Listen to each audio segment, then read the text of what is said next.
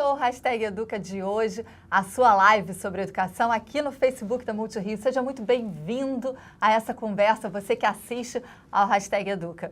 E hoje o papo é sobre reunião de pais na educação infantil. Você, professor, o que você considera na hora de planejar a reunião infantil na creche? Será que é uma conversa com os pais assim mais burocrática, mais rígida? Ou você traz para a conversa, traz para o balaio também a participação dos pais nessa construção coletiva para a reunião? Então vem para cá, participe, comente, conte a sua experiência. A gente está acompanhando toda a sua participação nos posts. Vem para cá, não deixe de participar. Conta pra gente como é que é a reunião de pais aí na sua escola, o que tem de interessante, o que tem de troca, de inovação, que você pode trazer pra gente para enriquecer a conversa. E hoje, quem vai falar sobre isso é a Alessandra Savagé, que é professora da Gerência de Educação Infantil da Secretaria Municipal de Educação aqui do Rio de Janeiro. São inúmeras creches e escolas de educação infantil orientadas por essa equipe. Então, experiência não vai faltar, hein? Vem para cá e participe. Alessandra, seja muito bem-vinda ao Hashtag Educa. Muito obrigada, Flávia. Boa tarde. Boa tarde quem está assistindo e que a gente possa bater um papo bem legal. Qual é a função da reunião de pais? A gente pensa assim, reunião de pais, né, para saber problema de aluno, problema de escola. Isso a grosso modo. Mas qual é a função da reunião de pais? A reunião de pais, ela é um momento muito importante, né? É um encontro, na verdade, entre família, escola ou creche, né? E na educação infantil, a gente preza por esse momento, que é um momento de diálogo, né? Então, esse momento que pode ser tanto diário, né, no encontro, na entrada ou na saída das crianças, ele também tem, pode ser um encontro marcado para ver questões coletivas, né, daquele grupo, daquela unidade. E aí os pais precisam ser acolhidos, né, para esse momento, para que eles possam realmente participar. Então, a reunião de pais realmente é um encontro entre unidade e família. E que varia conforme o propósito e conforme o objetivo, né? Com certeza. Ela, na educação infantil, nós temos reuniões de responsáveis mensais, né? E nessa reunião mensal, até a gerência da educação infantil sugere alguns pontos para que as unidades possam discutir com a sua família, né? E é interessante que nesses momentos também a unidade escolar, ou a escola ou a creche, ela pode aproveitar esses momentos e discutir questões pertinentes ao coletivo, como se fosse uma assembleia, né? O que a gente entende como todo mundo participando. Então, são questões que têm as demandas da comunidade, têm as demandas da escola, têm as demandas da própria unidade escolar. E nesse momento de encontro é que é possível pensar e debater sobre questões pertinentes a todos os atores sociais que estão nesse processo educativo. Por exemplo, existe uma pauta que é assim constante na educação infantil, que é preciso se fazer reuniões de pais para debater?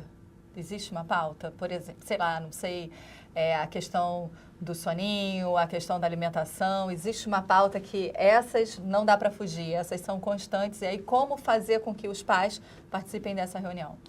Os profissionais acabam convidando, né, as famílias para conversar sobre muita coisa sobre o desenvolvimento das crianças e também sobre as suas propostas pedagógicas, né? Por exemplo, quando uma criança inicia na creche, né, é o primeiro local, muitas vezes fora da família, né, uma instituição social que ela participa, né?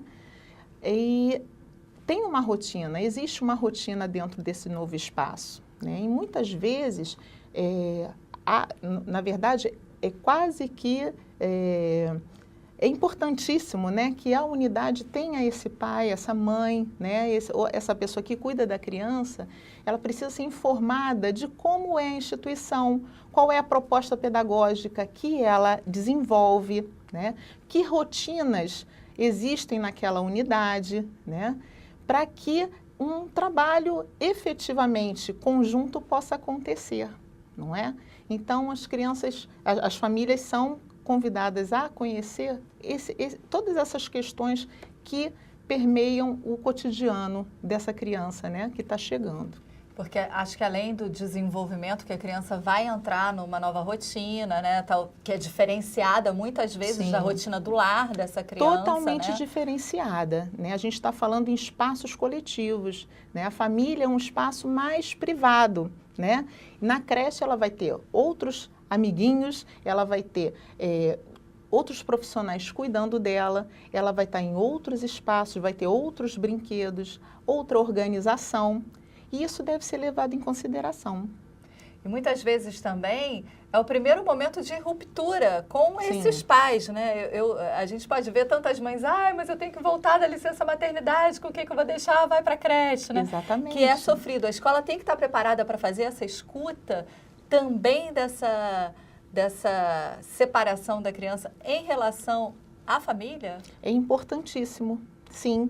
Porque, na verdade, a gente acolhe a criança, mas a gente acolhe a família. A gente precisa ter esse movimento de acolhimento, né? A criança não vem sozinha, vem sempre um adulto que atrás, né, pela mão, pelo colo, né? E o nosso trabalho é também com essa família. Nosso trabalho é junto à criança, à família e aos profissionais também como formação. E a gente precisa estar muito atento a essas expectativas. Todas as famílias têm expectativas, né? Quando buscam uma creche ou uma escola para o seu filho, né? A família já pensa em alguma coisa sobre o que é ser educado numa instituição, né? E por isso o diálogo da unidade escolar com a família é tão importante. Não pode ter dúvidas, né? Se a família tem alguma questão a lidar com os diretores, os professores, elas precisam ter essa passagem, né? Esse convite aceito sempre, né? A unidade precisa estar convidando essa família e ela vindo ao encontro de explicações ou de esclarecimentos, porque muita coisa pai, mãe, família não sabe. Principalmente as questões pedagógicas das unidades. Por isso, a importância de estar todo mundo junto. E uma questão importante também a salientar é que há diferentes configurações familiares. Não existe aquela configuração certa. Então, a gente precisa estar desconstruindo preconceitos ou preconceitos sobre família. A criança tem a sua família. A dinâmica entre esses membros, né? Se tem pai ou não tem mãe, são configurações diferenciadas, mas que a gente precisa respeitar, a gente precisa acolher, a gente precisa valorizar essa participação, seja ela a família como ela é. A gente costuma dizer que o conceito de família, ele existe e persiste. Ele é um grupo de pessoas unidas, ou por laços consanguíneos, ou afetivos, ou solidários. Então, a gente busca nesse conceito da Política Nacional de Assistência Social o nosso entendimento sobre família, sabe? Sabendo que existem diferentes configurações e a gente precisa estar respeitando essas possibilidades. Não só nas questões de gênero, mas também, às vezes, é uma avó que cuida, um Sim. irmão mais velho, né, um tio, uma madrasta. São várias configurações que devem ser consideradas. Tem crianças, né? em abrigo, também estão nas creches, né? Então, a gente precisa considerar todas essas questões. Ok, olha só. Lu Ror, pode ser isso, Lu? Eu espero que eu tenha falado direito o seu nome. Lu Ror, agradecendo a audiência, a sua participação, acompanhando a gente aqui. E a Simone Souza e a Cristiane Amâncio também estão curtindo o programa. Muito obrigada. E você que está acompanhando, mande perguntas. Faça aqui, traga as suas questões, faça os seus comentários. Para a gente é super importante. É bom saber o que as outras pessoas estão também discutindo e pensando em relação à reunião de pais. Tem uma coisa que eu queria chamar a atenção, de uma maneira prática, quais são os erros mais comuns que na educação infantil a gente pode constatar na hora de planejar uma reunião de pais? Assim? Bom, a gente precisa ter a escuta da família, né? A gente precisa conhecer essa família, ver quais são as demandas, as expectativas, conhecê-las de alguma forma, né? Muitas vezes a escola ou a creche acaba se entendendo como um sabedor, né? Ter conhecimento de tudo e quer transmitir apenas o que sabe para as famílias, que muitas vezes eles então entendem que a família só escuta e não sabe. Então a gente precisa estar desmistificando isso, né? A família, sim, ela tem consciência de muitas coisas, ela sabe, ela tem um jeito próprio de encaminhar as questões, né, dela, o cotidiano dela, então todas têm uma rotina diferenciada, enfim. Isso a gente precisa levar em consideração. Então o erro fulcral da coisa é não respeitar o que essa família tem a dizer. Ó, vamos sublinhar. A gente precisa ter uma escuta sensível, a gente tem que valorizar essa parceria, a gente tem que fortalecer essa parceria e ouvir respeitosamente o que as famílias que a gente atende, o que elas têm a dizer. Então, assim, o erro fatal é esse. Você conhecendo as famílias, você tem condições de planejar um encontro que seja participativo, que seja alegre, que tenha o tom, né, de estar falando sobre o desenvolvimento dessa criança, da sua criança, mas do grupo da sua criança, o grupo da unidade, né? Então, esse momento é importante para a gente poder discutir essas questões de igual para igual, né? Os profissionais, por toda a sua formação, né, por todo o seu trabalho e apresentando as propostas pedagógicas em conjunto com as famílias, né? Deixa eu falar uma coisinha. Eu sou mãe de uma criança de um EDI, isso eu fico muito feliz de dizer. Para quem está acompanhando e não é do Rio de Janeiro, ela acabou de dizer que a filha dela está matriculada numa creche pública da Rede Municipal de Ensino do Rio de Janeiro, que é o Espaço de Desenvolvimento Infantil, que é o EDI. Isso.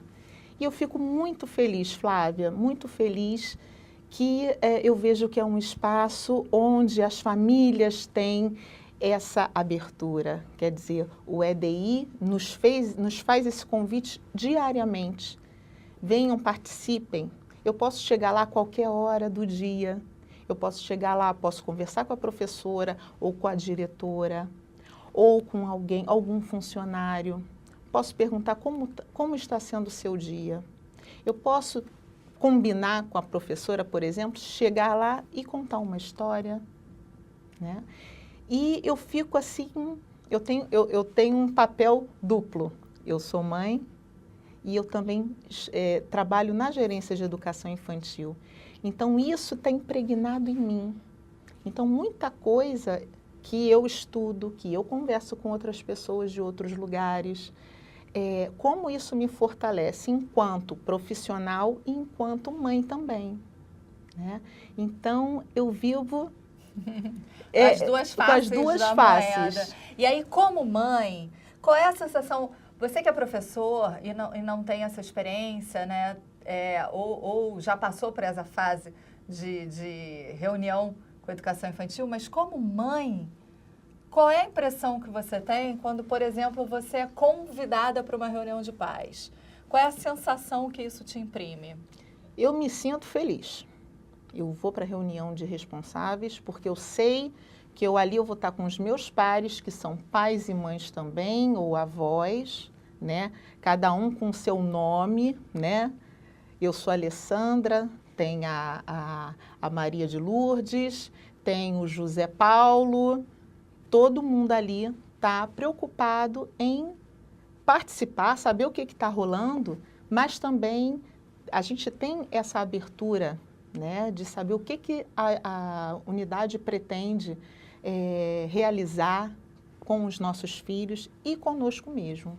Agora, já que a gente está falando disso, você falou de identidade, né, de reconhecer o nome daquele pai, enfim, como que a gente planeja uma boa reunião de pais? Se a gente tiver que elencar aqui objetivo e tal, passo a passo, que passo a passo seria esse para uma boa reunião de pais? Então, tem um objetivo muito muito claro. A gente precisa saber desse objetivo. O que eu preciso para reunir esses pais? Né? Eu tenho uma demanda de questões a resolver coletivamente. Né?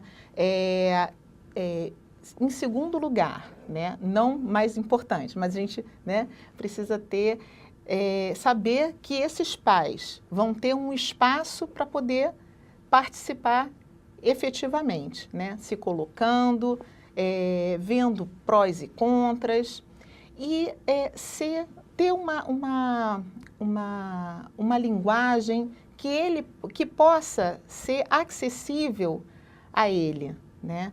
Muitas vezes a gente se pega falando em termos muito pedagógicos, muito teóricos. Então, a linguagem precisa ser clara, precisa ser objetiva, mas precisa ser acolhedora, precisa ser acessível àquele pai ou mãe, ou qual é o cuidador, né? Quem for o cuidador da criança, mas que seja claro e que seja acolhedor. Olha só, tem uma pergunta aqui que ela vai bater talvez com uma dificuldade encontradas em escolas de educação infantil no país inteiro. Quando a criança vai para a creche, subentende-se que esse pai e essa mãe estão fora, de alguma maneira, numa atividade de trabalho, seja doméstico ou trabalho, enfim, no mercado de trabalho fora de casa. Quem perguntou foi a Lu Hor. Lu, me desculpa se eu não estiver falando seu nome direito. Quais as estratégias para conquistar as famílias que nunca têm disponibilidade de participar das reuniões? Dá uma dica pra gente. Lucélia, um beijo, Lucélia. É a Lu Hor, grande amiga. Então, o que eu poderia falar para você?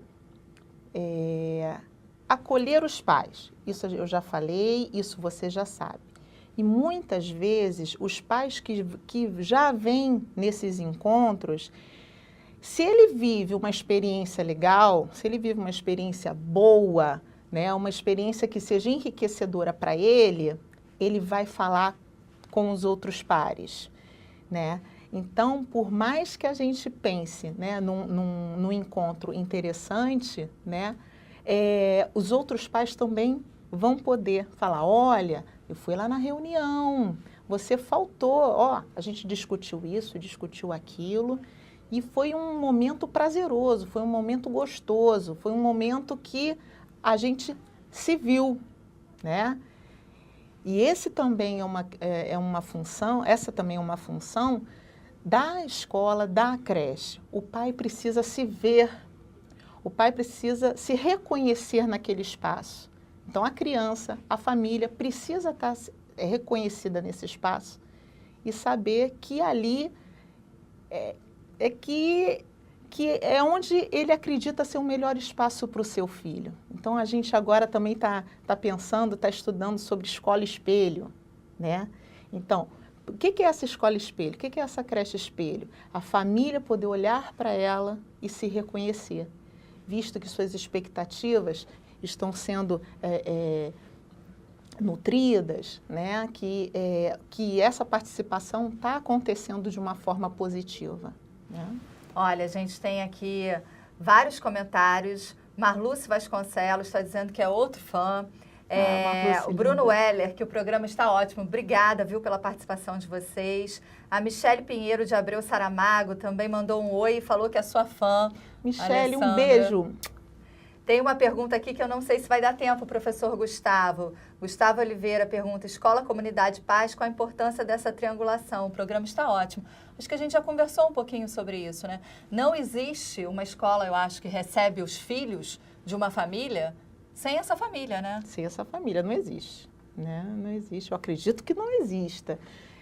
Na verdade, a gente recebe as crianças elas vêm consigo com toda uma bagagem de de valores da família, da sua convivência, da sua história, a família vem com ela, de alguma forma. Se a criança até maiorzinha vai sozinha, a família vai com ela, de alguma forma vai, né? Os pequenininhos até a gente sabe que é acompanhado, né, por um adulto. Mas a família vem, de alguma forma ela vem, ela está lá e ela participa desse espaço. Ok, Alessandra, muito obrigada pela sua acabou. participação. Já, a nossa live já está terminando. Obrigada pela participação de vocês que acompanharam o Hashtag Educa. E olha só, quinta-feira a gente vai falar sobre uma coisa que está bombando na educação de uma maneira geral, tá? Cultura maker na escola. Não perca, quinta-feira, Hashtag Educa. Até lá!